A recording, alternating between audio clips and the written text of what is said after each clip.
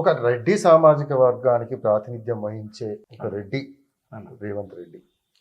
రేవంత్ రెడ్డి ఇప్పటికే బీసీల సంఖ్య కులగణనలో తగ్గించినా కూడా ఇది కరెక్ట్ అని చెప్పేసి చెప్పుకుంటున్న పరిస్థితి.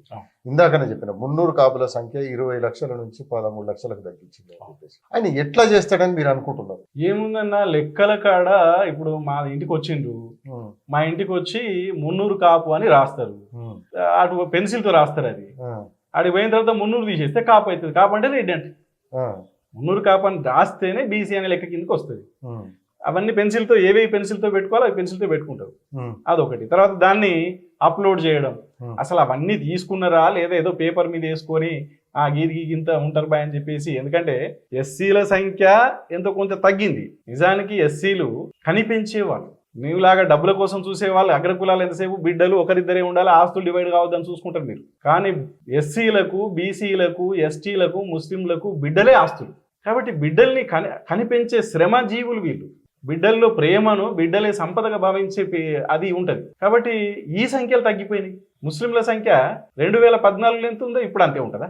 జనరల్గా ఏమంటారు, ముస్లింలు ఇంకా ఎక్కువ మంది పిల్లల్ని కంటుర్రు అని అంటారు. సరే, ఎక్కువ మంది పిల్లలు 5-10 కాంచి వచ్చేసి 3-4 కన్నా వచ్చింది అనుకుంటారు. అయినా పెరుగుతూనే ఉంటది కదా. ముస్లింల సంఖ్య కూడా 2011 ఎంత ఉందో ఇవాళ అంతే ఉంది. ఎట్లా ఉంటది ఇది? అందుకని ఈ లెక్కలు వాళ్ళ అట్లనే ఉంచి 300 కాపులే మాత్రం తగ్గించేసారు. ఉల్టా జరిగింది ఇది. మిగతా అన్నేమో పెంచలేకుండా ఆ లెక్కలు ఉంచేసి పేపర్ వర్క్ ఇది అంతే. బయట అంటే దాని డాటా తీసుకొని పర్ఫెక్ట్ గా చేసింది కాదు. డాటా తీసుకొని పర్ఫెక్ట్ గా చేస్తే నువ్వు మేధావులు దాంట్లో ఇన్వాల్వ్ చేయాలి. ఆ మేధావులు వచ్చి మన ప్రెస్ మీట్ పెట్టి ప్రకటించారు కదా ఈ లెక్కలు తప్పు అని చెప్పేసి. నీకు కులగణనల్ని ఇంత రేషియో తీసుకొచ్చి ఇంత తక్కువ చేసి చూపించి తర్వాత ఏదైతే రెడ్డిస్ శాతం కూడా పెంచుకున్నారు, అగ్రవర్ణాల శాతం కూడా పెంచుకున్నారు అని చెప్పేసి, అంటే దానికోసమే ఇది అనుకోవాలా? అయితే ఒక దశలో దీన్నంతా అంటే ఇట్లా తగ్గించిండ్రు, బీసీల జనాభా ఇట్లా తగ్గించడం వల్ల తగ్గించిన వాళ్ళు రేపు 42% కామారెడ్డి డిక్లరేషన్ 42% అమలు చేస్తారని మీరు ఎట్లా భావిస్తారు? మేము అమలు చేస్తారని ఎప్పుడు భావిస్తలేము. ప్రతి సందర్భంలో వాళ్ళు అన్యాయం చేస్తూనే వస్తున్నారు. జీవో 29 విషయంలో రోడ్ల మీదకి వచ్చి పోరగాళ్ళతో పాటు నేను కూడా పోయినా, అరెస్ట్ అయినా. ఇక్కడ గోషామాలు స్టేడియంలో పెట్టిండ్రు, వర్షము, జైల్లో పెడతామని బెదిరించుడు, ఇదంతా చేసి. కాబట్టి అన్యాయం జరగడం అనేది, గాయాల పాలు కావడం అనేది మాకు కొత్త కాదు. ఇవాళ కూడా 42% కోసం మేము పోరాటం చేయకపోతే దాన్ని ఎవడు పట్టించుకోదు. కానీ నిన్నటి వరకు వేరు. ఇవాళ మేము చాలా సీరియస్ గా పోరాటం చేయడానికి సిద్ధంగా ఉన్నాం. ఎట్టి పరిస్థితుల్లో 42% మేము సాధించుకుంటాం. రెండవది, కేంద్రం ద్వారా కులగణన, ఆ కులగణన ఇప్పుడు 10 సంవత్సరాలు చేయకపోతే ఇప్పుడు చేయకపోతే మళ్ళీ 10 సంవత్సరాలు, మళ్ళీ 2035 అంటే అప్పటి వరకు మళ్ళీ జరగకపోతే ఎక్కడైనా రాష్ట్ర ప్రభుత్వాల దేశంలో రిజర్వేషన్లు పెంచినా ఇంకేది చేసినా ఎవడో ఒకటి సుప్రీంకోర్టులో వేస్తాడు. కోర్టు ఏమంటది? కోర్టు కూడా వడ్డించుతోడు కదా, వాళ్ళోడు కదా. కాబట్టి కోర్టు ఏమంటది? ఓకే అనదు. ఈడబ్ల్యూఎస్ అయితే ఓకే అంటది. దానికి ఏ డాటా అవసరం లేదు. అగ్రకులాలకు ఇచ్చిన, పేదల పేరిట అగ్రకులాలకు ఇచ్చిన రిజర్వేషన్ల కోసం సుప్రీంకోర్టు కూడా అంగీకరిస్తుంది. తను 50% సీలింగ్ పెట్టి 50% సీలింగ్ దాటిపోయినా అది పట్టించుకోదు. కానీ బీసీలకు రిజర్వేషన్లు పెడితే డాటా అంటది. డాటా అంటేనేమో అక్కడ లేదు, జనాభా లెక్కలు చేయలేదు, కుల జనగణన చేర్చలేదు కదా. అందుకని మళ్ళా 10 సంవత్సరాల దాకా మనకు నష్టం జరిగే అవకాశం ఉంది కనుక ఎట్టి పరిస్థితుల్లో ఈసారి దేశవ్యాప్తంగా జరిగే జనగణనలో కులగణన చేర్చే పోరాటం ఎట్లాగో అక్కడ ఉన్నది. ఆ లెక్కదే అక్కడ మేము చేయించినాం అనుకోండి, ఇక్కడ కూడా లెక్క తెలుస్తుంది. ఇక్కడ సెకండ్ ఒపీనియన్ లాగా ఉంటుంది అది. కాబట్టి దాని మీద ఎట్లాగో పోరాటం చేసేది ఉన్నది. నువ్వు కూడా 42% చేసి పంపిస్తా అంటున్నావు. మేము అడుగుతున్నాం, జయలలిత లాగా నువ్వు కూడా పోరాటం చేయాలంటున్నాం. దానికోసం చేయడంలో భాగంగానే మేము 42% కోసం కూడా మేము అక్కడ ఆమరణ దీక్ష చేయడానికి మేము సిద్ధం. అట్లా మమ్మల్ని మేము నమ్ముకొని పోరాటం చేస్తున్నాం. కానీ రేవంత్ రెడ్డినో కాంగ్రెస్నో ప్రభుత్వాన్ని నమ్మి మేము పోరాటం చేయడం.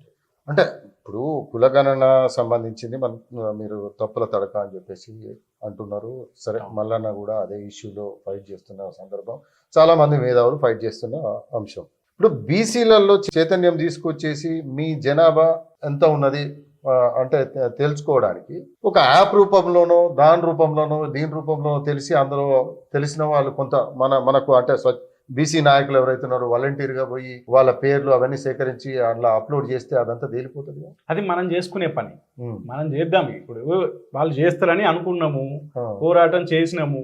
వాళ్ళు సరిగా చేయలేనప్పుడు మనం ఆ ప్రయత్నాలు మనం చేయొచ్చు భవిష్యత్తు. అంటే ఒక్కో ఇంట్లో ఇప్పుడు 300 కాపు, పద్మశాలి, పెరిక ముదిరాజు ఇట్లా ఉన్నారు. వాళ్ళకి సంబంధించి ఆ ఫామ్లలో మేము ముదిరాజు కులానికి సంబంధించిన వాళ్ళు మా ఇంట్లో నలుగురు అవును. పేర్లు రాసి ఆధార్ కార్డులు అప్లోడ్ చేసేస్తే నలుగురు సంఖ్య వస్తుంది కదా.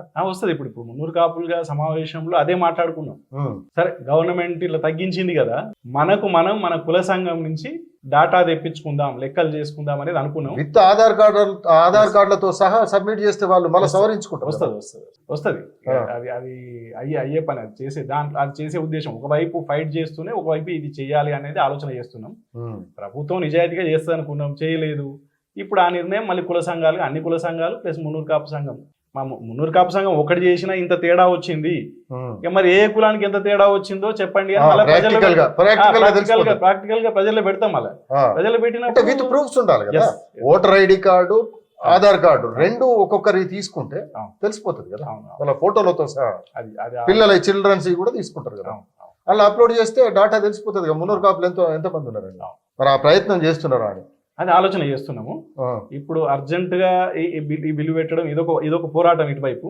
ఇంకోవైపు కుల సంఘం ఆర్గనైజర్లు, అధ్యక్షులు, మిగతా గ్రామ స్థాయి, మండల స్థాయి వీళ్ళు ఉన్నారు కదా, వీళ్ళందరికీ ఆ కార్యక్రమం ఇచ్చేది ఉన్నది. మున్నూరు కాపు ఒక భారీ బహిరంగ సభ కూడా ఆలోచన చేస్తుంది. అంటే జిల్లాల వారీగానా లేకపోతే రాష్ట్ర స్థాయిలో జిల్లాల వారీగా చిన్న చిన్న సభలు సమావేశాలు పెడుతుంటారు. ఒక రాష్ట్రంలోనే ఒక భారీ బహిరంగ సభ పెట్టి, అంటే ఈ లెక్క అంత వస్తుంది, ఆ లెక్కన భారీ బహిరంగ సభలో ప్రకటించే ఆలోచన కూడా చేస్తుంది. సో ఇది బీసీలకు సంబంధించిన తెలంగాణలో జరుగుతున్న బీసీ ఉద్యమం గురించి మన సిద్ధేశ్వరన్న చెప్పిన విషయాలు. నమస్తే.